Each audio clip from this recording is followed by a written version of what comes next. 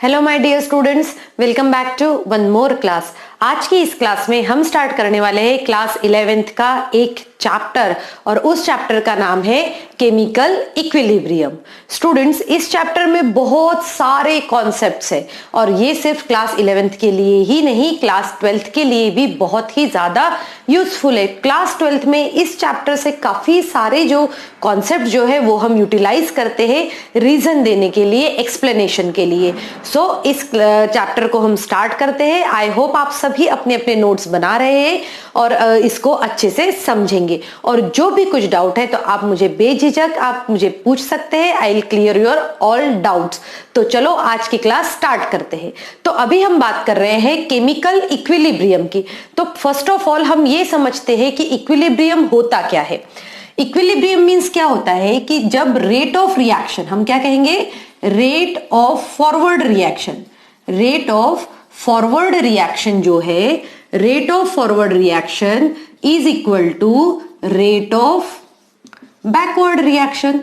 Rate of forward reaction is equal to rate of backward reaction. जब ये situation आती है तब उसे कहा जाता है इक्विलिब्रियम। इक्विलिब्रियम मींस कैसे, जैसे देखो आप, ये हमारे पास एक छोटा सा कंटेनर है, ठीक है। इस कंटेनर में अगर मैं 2 ग्लास ऑफ वाटर जो है, कितना 2 ग्लास ऑफ वाटर में ऐड कर रही हूं और साथ में ही यहां पर एक आउटलेट है जहां से मैं क्या कर रही हूं, 2 ग्लास ऑफ वाटर जो है मैं यहां से हटा रही हूं, निकाल रही हूं। इट मींस तो क्या होगा, वहां पर ये होगा कि एक रिएक्शन चल रही है और उस रिएक्शन में जिस स्पीड से कोई वाटर को अंदर डाल रहा है, उसी स्पीड से वाटर क्या हो रहा है, बाहर निकल रहा है। तो ऐसे सिचुएशन को कहा जाता है इक्विलिब्रियम स्टेट। और जब हम केमिकल रिएक्शंस की बात करते हैं, rate of forward reaction is equal to rate of backward reaction वहां पर होता है।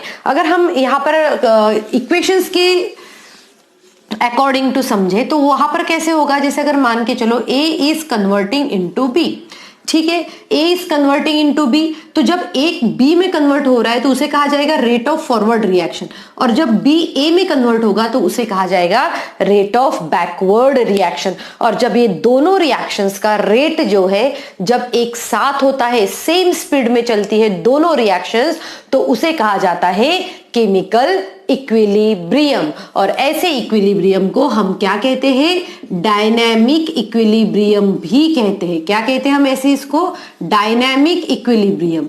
डायनामिक इक्विलिब्रियम मींस क्या होता है, डायनामिक इक्विलिब्रियम मींस होता है कि क्या हो रहा है, किसी की भी स्पीड रुक नहीं रही है, किसी की भी स्पीड नहीं रुक रही है, बट एक स्टेज ऐसी आती है जहां पर दोनों की स्पीड ऑलमोस्ट इक्वल हो जाती है और ऐसे सिचुएशन को कहा जाता है chemical equilibrium. So student, chemical equilibrium में जैसे मैंने आपको बताया कि काफी सारे कॉन्सेप्ट्स है, उसमें से हम सबसे पहला कॉन्सेप्ट स्टार्ट करने वाले हैं और वो है law of mass action. Law of mass action. तो चलो अभी हम इसको समझते हैं अच्छे से कि लॉ ऑफ मास एक्शन क्या होता है। चलो अभी हम समझते हैं लॉ ऑफ मास एक्शन क्या होता है।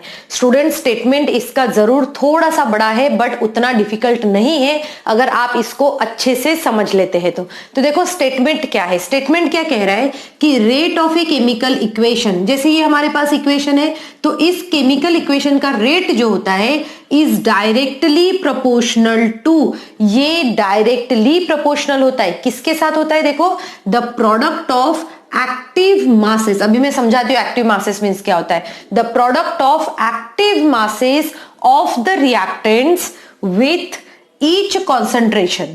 यहां पर हम क्या कह रहे हैं कि किसी भी केमिकल रिएक्शन इक्वेशन का जो रेट जो है वो डायरेक्टली प्रोपोर्शनल रहता है। किससे डायरेक्टली प्रोपोर्शनल रहता है, टू दी प्रोडक्ट। अगर 2 रिएक्टेंट है, 3 रिएक्टेंट है तो उनके प्रोडक्ट होता है। और क्या है, एक्टिव मासेस। यहां पर एक्टिव मासेस इट मींस वो बात कर रहे हैं मोलैरिटी का। मोलैरिटी से भी ज्यादा हम कहेंगे कि यहां पर active masses refers to the concentration of that particular reactants. So concentration हम बात करें विथ ईच कॉन्सेंट्रेशन टर्म, वो each concentration term raise to the power of stoichiometric coefficient in a chemical equation. चलो इसको समझने के लिए, इस लॉ को समझने के लिए एक एग्जाम्पल देख लेते हैं अच्छे से हम। जैसे कि अगर हमारे पास में ये कोई एग्जाम्पल है, ठीक है, इस एग्जाम्पल में स्टूडेंट्स ध्यान से देखो आप, यहां पर हमने ये एग्जाम्पल लिया। अब ये क्या कह रहे हैं कि ये जैसे ये क्या लिया मैंने, ये होता है स्टोकियोमेट्रिक कोएफिशिएंट होते हैं। ये क्या होते हैं? स्टोकियो। जैसे अगर मेरे पास में Mg plus O2 gives 2MgO है और इसको बैलेंस करने के लिए मुझे यहाँ 2 लिखना पड़ेगा, तो ये 2 क्या हुआ? ये 2 होता है स्टोकियोमेट्रिक कोएफिशिएंट। स्टोकियोमेट्रिक कोएफिशिएंट मतलब ऐसे न्यूमरल्स, ऐसे नंबर्स जो रिएक्शन को बैलेंस करने के लिए यूज करते हैं, ठीक है, तो उसे कहा जाता है स्टोकियोमेट्रिक कोएफिशिएंट। तो यहां पर हमें नहीं पता, इसलिए हमने सिंपली क्या लिख दिया? A और B लिख दिया है। अब उनका क्या कहना है? Rate of a chemical reaction, तो हम लिख लेते हैं रेट सीधे, R stands for rate. Rate of a chemical reaction is directly proportional, हमने इसको डायरेक्टली प्रोपोर्शनल दिखा दिया, ठीक है। Rate of a reaction is directly proportional to the product of active masses. Active masses it means हम concentration की बात कर रहे हैं, और अगर हमें एक्टिव मासेस बताना है तो हम ये एक ऐसा स्क्वायर ब्रैकेट यूज करेंगे। जैसे अगर ये ए रिएक्टेंट है तो हमने ए के लिए ये स्क्वायर ब्रैकेट यूज किया, बी के लिए हमने ये स्क्वायर ब्रैकेट यूज किया। और यहां पर क्या है? कोई भी साइन नहीं है, प्लस माइनस नहीं है, ना ही डिवीजन है, ये क्या है? मल्टीप्लीकेशन। और इसीलिए कहा गया product of active mass. Word किस लिए यूज किया है? कॉन्सेंट्रेशन के लिए। और वो कॉन्सेंट्रेशन हम कैसे शो करते हैं? हम शो करते हैं with the help of this brackets. So product of active masses of A reactants, हमने प्रोडक्ट बना दिया विथ ईच कॉन्सेंट्रेशन टर्म। तो ये जो टर्म है हमारी, इसका कोएफिशिएंट देखो, इसका कोएफिशिएंट कितना है? ए, तो मैं इसके पावर पे ए लिखूंगी, term raise to the power of stoichiometric coefficient. यहां पर जो भी वैल्यू आएगी वो आप यहां लिख सकते हो। यहां पर जो वैल्यू आएगी वो आप कहां लिखेंगे? इसके यहां पर बेसिस पे लिखेंगे। जैसे कि अगर मैंने ये एग्जाम्पल आपको बताया था, इज इक्वल टू 2MgO, ठीक है, तो इस एग्जाम्पल में अगर मुझे इसका रेट ऑफ रिएक्शन लिखना है तो मैं कैसे लिखूंगी? In equilibrium. बट याद रखो, ये मैं आपको एग्जाम्पल के लिए बता रही हूँ, बट आप सभी को याद रखना है कि ये सिचुएशन हम इक्विलिब्रियम कंडीशन के लिए देख रहे हैं। तो रेट इज इक्वल टू कैसे होगा? Concentration of Mg, but Mg तो सॉलिड होता है यहाँ पर, ठीक है, और यहाँ पर आ जाएगा concentration of O2। So student इस तरीके से जो है हम इसको लिख सकते हैं, और इसी को कहा जाता है लॉ ऑफ मास एक्शन। और लॉ ऑफ मास एक्शन मैंने बहुत ही इजी लैंग्वेज में यहाँ पर आपको समझाने की कोशिश करी है। आप इसको ध्यान से समझिए और इसको लिख के रखिए। क्लास 12th में जब हम स्टडी करेंगे केमिकल काइनेटिक्स, उस वक्त पे भी हम इस लॉ और इससे रिलेवेंट कुछ और टॉपिक्स भी हम स्टडी करेंगे। यहां पर अभी हमें पढ़ना है लॉ ऑफ मास एक्शन। फिर से मैं एक बार समझाती हूँ क्या कहता है law of mass action. Law of mass action ये कहता है कि किसी भी केमिकल इक्वेशन में rate of reaction is directly proportional. Rate क्या होता है? किसी से भी डायरेक्टली प्रोपोर्शनल रहता है to the product of active masses. उसने वर्ड यूज किया है active masses. So active masses means यहां पर क्या हो गया है concept in concentration. Active masses in it means in concentration. वो हमने कैसे शो किया है? हमने शो किया है विद दिस स्क्वायर ब्रैकेट्स। और उसके बाद में हम बताते हैं कि भाई active masses of the reactant और उनका जो भी कोएफिशिएंट रहेगा वो उसका एज अ पावर रहेगा। सो स्टूडेंट आया, समझ में आया लॉ ऑफ मास एक्शन? अगर लॉ ऑफ मास एक्शन आपको अच्छे से समझ में आ गया है तो हम ये देखेंगे कि इक्विलिब्रियम कांस्टेंट जो है, लॉ ऑफ केमिकल इक्विलिब्रियम, और हम इक्विलिब्रियम कांस्टेंट को किस तरीके से लिख सकते हैं। Law of chemical equilibrium and equilibrium constant. तो लॉ ऑफ केमिकल इक्विलिब्रियम जो है उसको समझने के लिए हम एक छोटा सा डेरिवेशन स्टडी कर लेते हैं। और तो हम यहां पर डेरिवेशन लिख लेते हैं। क्या है हमारा derivation? Consider a reaction, consider a reversible reaction. ध्यान से समझने की कोशिश करो इसको। Consider a reversible reaction. और ये रिवर्सिबल रिएक्शन क्या है? जैसे मैं सिंपली फिर से वही रिएक्शन लिखती हूं ताकि ये हमें अच्छे से समझ में आए। इस तरीके से प्लस डी और यहां पर आ जाएगा capital D. Okay, so student अब इसको ध्यान से समझने की कोशिश करो कि हम कैसे इसको स्टडी करेंगे। पूरा लॉ ऑफ इक्विलिब्रियम और इक्विलिब्रियम कांस्टेंट हम कैसे निकालेंगे। हमें ये अच्छे से पता है कि ये क्या है? रिएक्टेंट्स है और ये क्या है? प्रोडक्ट है। तो अगर मुझे रिएक्टेंट का रेट ऑफ रिएक्शन निकालना है तो मैं कैसे निकालूंगी? देखो मैं यहां लिखूंगी rate of forward reaction, rate of forward reaction. Forward reaction means क्या, जहां पर ए और बी रिएक्ट होकर प्रोडक्ट बना रहे, तो मैं कैसे लिखूंगी इसको, शॉर्ट में मैं RF भी लिख सकती हूँ। So rate of forward reaction is directly proportional to the, according to law of mass action क्या कहता है कि रिएक्टेंट का प्रोडक्ट होना चाहिए और जो भी कोएफिशिएंट्स है वो यहां पर इस तरीके से आना चाहिए। ठीक है, अब ये तो हो गया rate of forward reaction. Similarly मैं यहां पर कैलकुलेट कर सकती हूँ रेट ऑफ बैकवर्ड रिएक्शन। क्या कैलकुलेट कर सकते हैं हम, रेट ऑफ बैकवर्ड रिएक्शन भी कैलकुलेट कर सकते हैं। तो रेट ऑफ बैकवर्ड रिएक्शन को हम यहाँ पर RB से शो करते हैं ताकि हमें इजीली क्लियर हो जाए। तो rate of backward reaction means क्या हुआ, यहाँ पर ये C एंड D कन्वर्ट हो रहे A और B में, क्योंकि उस वक्त पे ये रिएक्टेंट रहेंगे। तो हम यहाँ लिखेंगे concentration of C, concentration of D, और टू दी पावर कैसे होगा, यहाँ पर देखो ये कैपिटल होना चाहिए और C के आगे ये स्मॉल c है और यहाँ पर D। स्टूडेंट्स कुछ भी कंफ्यूज नहीं होना है, आपको सिर्फ इतना याद रखना है कि जो भी स्टोकियोमेट्रिक कोएफिशिएंट्स है वो उनके पावर पे आना चाहिए। अब देखो, अब हमें ये पता है कि at equilibrium condition, equilibrium situation में क्या होता है, at equilibrium rate of forward reaction is equal to rate of backward reaction. ये तो हमने डेफिनेशन में ही स्टडी किया था। तो चलो इन सब की वैल्यूज जो है हम यहाँ पर लिख सकते हैं इसको, और अगर हमें अच्छे से लिखना है तो हम कैसे लिख सकते हैं, RF इज इक्वल टू, क्योंकि ये प्रोपोर्शनलिटी कांस्टेंट है तो मैं यहाँ पर KF देती हूँ। KF stands for constant of forward reaction. यहाँ पर आ जाएगा यहाँ पर A और ये हो जाएगा B। यहाँ पर सिमिलरली इसका भी लिख सकते हैं RB is equal to KB। KB क्या हुआ यहाँ पर हुआ rate constant for backward reaction. ये हो गया कॉन्सेंट्रेशन ऑफ C, ये concentration of D to the power. So ये हुआ हमारा फर्स्ट रिएक्शन, ये हुआ हमारा सेकेंड रिएक्शन। तो चलो यहाँ पर जो है हम वैल्यूज पुट करते हैं। तो RF इज इक्वल टू क्या है, देखो RF इज इक्वल टू उन्होंने दिया है कि भाई KF concentration of A to the power small a, concentration of B to the power small b is equal to, ये क्या है RB की जगह हम क्या लिख सकते हैं KB और यहां पर आ जाएगा concentration of C एंड यहां पर आ जाएगा कॉन्सेंट्रेशन ऑफ D। अब देखो यहां पर स्टूडेंट इस तरीके से अरेंज करने के बाद में हम ये लिख सकते हैं KF। अब जो कांस्टेंट को एक तरफ लेकर आते हैं तो यहां पर आ जाएगा KF और यहां आ जाएगा KB, और फिर जब यहां इसको करोगे आप तो C और ये हो जाएगा D और ये वैल्यू इस तरफ आ जाएगी इस तरीके से। देखो कॉन्सेंट्रेशन ऑफ रिएक्टेंट्स हमने यहाँ लिख लिया है, दोनों का प्रोडक्ट भी लिखा है। और स्टूडेंट्स जब आप इसको देखोगे ये इस वैल्यू को एक्चुअल में कहा जाता है KC। क्या कहते हैं इसको, KC। और KC की वैल्यू हम लिखते हैं product of concentration of products upon concentration of reactants और प्रोडक्ट का कॉन्सेंट्रेशन इस तरीके से लिखा जाता है और इसी को कहते हैं equilibrium constant in terms of concentration. ठीक है, समझ में आया। तो हमने इक्विलिब्रियम कांस्टेंट जो है, लॉ ऑफ इक्विलिब्रियम यही है। लॉ ऑफ इक्विलिब्रियम में जो हमने ये के कैलकुलेट किया है उसी से हम कहते हैं। सो हमने इक्विलिब्रियम कांस्टेंट के कैलकुलेट कर लिया है और क्या है वो KC। So KC stands for equilibrium constant. यहां पर लिख लेते हैं क्या है ये, KC is equal to equilibrium constant in terms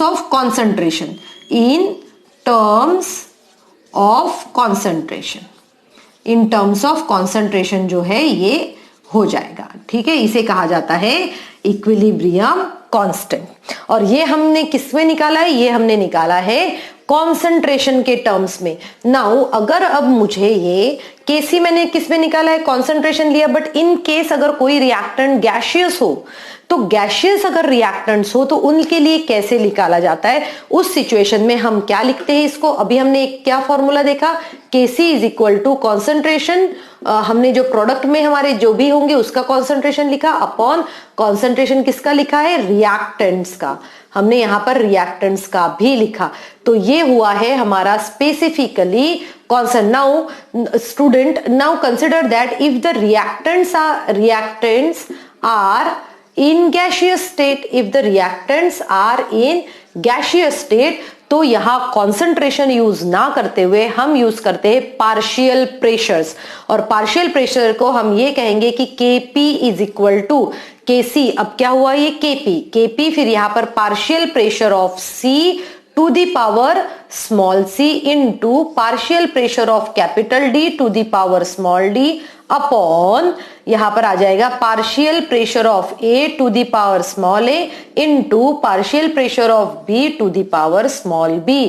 so student, आप इन दोनों फॉर्मूलाज में एक डिफरेंस देख सकते हो कि यहां पर जो हमने first formula, first equilibrium constant use किया है, उस कांस्टेंट में हमने क्या लिया है, कॉन्सेंट्रेशन लिया है, that is Kc। Kc it means equilibrium constant in terms of equilibrium constant in terms of concentration, वो क्या होता है, Kc होता है। और Kp क्या होता है, इसी के बाजू में लिख लेते हैं ताकि हमें याद रहे।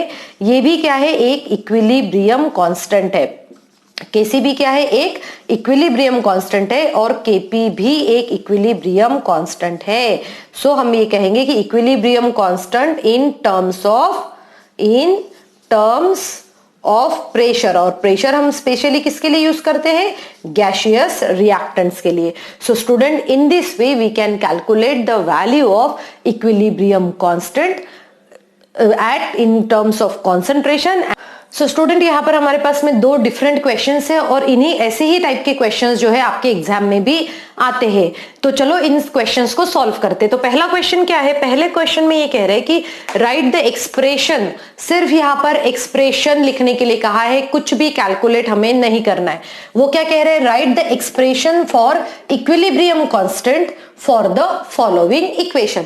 उन्होंने कहा है कि फॉलोइंग इक्वेशन के लिए आपको इक्विलिब्रियम कांस्टेंट का क्या करना है, एक इक्वेशन जो है एक्सप्रेशन लिखना है। तो अब मैं कैसे लिखती हूँ एक्सप्रेशन, देखो जैसे कि ये क्या है, Kc।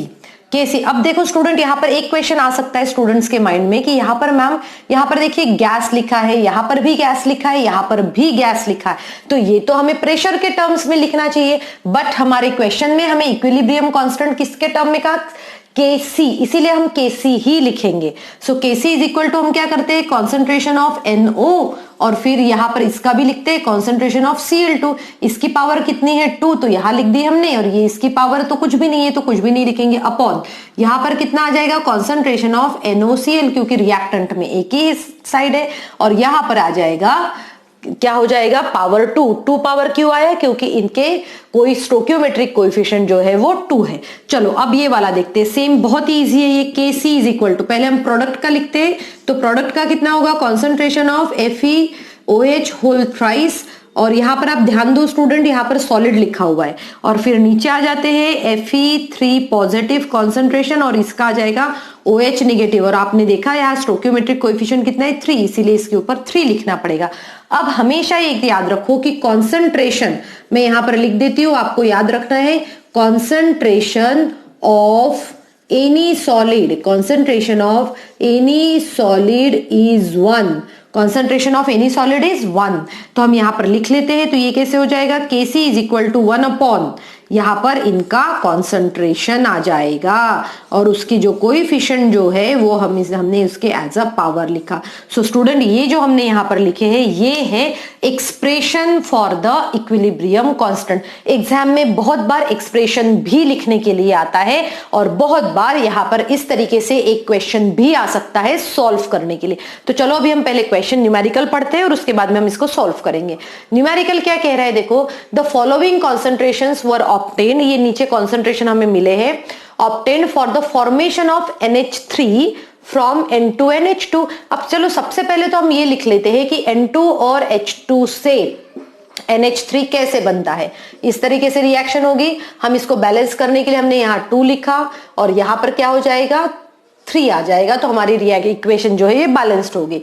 So formation of NH3 ये दे दिया है, टेम्परेचर की अभी हमें यहाँ पर कोई भी जरूरत नहीं है। अब हम लिखेंगे इसके, इन्होंने क्या कहा, और यहाँ पर क्वेश्चन आगे इनकम्प्लीट है ये, कैलकुलेट इक्विलिब्रियम कांस्टेंट। उन्होंने क्या कहा आपको निकालने के लिए, इन्होंने कहा है calculate equilibrium constant, calculate equilibrium constant. और इक्विलिब्रियम कांस्टेंट अगर मुझे निकालना है, Kc निकालना है, तो मैं यहां पर लिखूंगी Kc is equal to concentration of, ये आ जाएगा NH3 to the power 2 upon यहां पर क्या आ जाएगा कॉन्सेंट्रेशन ऑफ N2 और ये होगा concentration of H2 to the power 3। Students I hope आप सभी को समझ में आ रहा है और आप इन सभी टॉपिक्स को अपने नोट्स कॉपी में अच्छे से नोट डाउन कर रहे हैं। एनसीईआरटी में कुछ और न्यूमेरिकल्स भी दिए हैं, वो भी आप सॉल्व कर सकते हैं। तो ये हो गया। अब चलो इसमें वैल्यूज पुट करो। NH3 की वैल्यू दी है, कितना है 1.2 इंटू 10 टू द पावर -2 यहां पर आ जाएगा अपॉन यहां पर इसकी वैल्यू कितनी है दी हुई है, वो है 1.5 into 10 to the power -2 into इसके पावर में कुछ है क्या, नहीं है। यहां पर देखो H2 की वैल्यू कितनी दी है 3.0 into 10 to the power -2 to the power 3। ठीक है, तो आपको क्या करना है, इसको सॉल्व करना है। जब आप इसको सॉल्व करोगे तो देखो 1.2 का पावर ले लो, स्क्वायर ले लो, तो यहां पर आपको आंसर मिलेगा 1.44। एम आई करेक्ट और नॉट? चलो आप इसको करके ध्यान से करके जरूर देखना कि इसमें क्या आंसर आता है। इंटू 10 टू द पावर -4 हमने इसको ब्रैकेट से बाहर निकाला है अपॉन जब ये देख लो 1.5 into 10 to the power -2 into अब देखो ये 3 का क्यूब मांग रहे हैं यहां पर, तो 3 3 जा 9, 9 3 जा 27। ये कितना आया है 27 आया है। और इसीलिए फिर अगर ये 27 आया और यहां पर कितना होगा 3 2 जा 6 इंटू 10 टू द पावर -6। और स्टूडेंट जब आप इसको प्रॉपरली पूरा कैलकुलेट करोगे तो आपको जो है ये आंसर मिलेगा। यहां पर आपको क्या मिलेगा, ये आंसर मिलेगा। और फिर हम इस आंसर को क्या कर सकते हैं, साइंटिफिक नोटेशन में भी निकाल सकते हैं, जहां पर इसकी वैल्यू जो है वो होगी यहां पर देखो 4 - 2 नहीं सॉरी यहां पर 4 आएगा और इसकी वैल्यू जो आएगी वो होगी 3.55 इंटू 10 टू द पावर 2। सो ये हुआ इसका आंसर। ये कैलकुलेशन स्टूडेंट आपको कैलकुलेशन अच्छे से करना है, बट ये बहुत इजी है। वैल्यूज दी रहेगी, बस हमें फॉर्मूला लिखना है और उसको हम उस फॉर्मूला में सभी वैल्यूज डालेंगे और आंसर निकालेंगे। सो स्टूडेंट आई होप आप सभी को law of mass action and equilibrium constant with numericals जो है समझ में आ गए होंगे। Thank you students and have a good day ahead.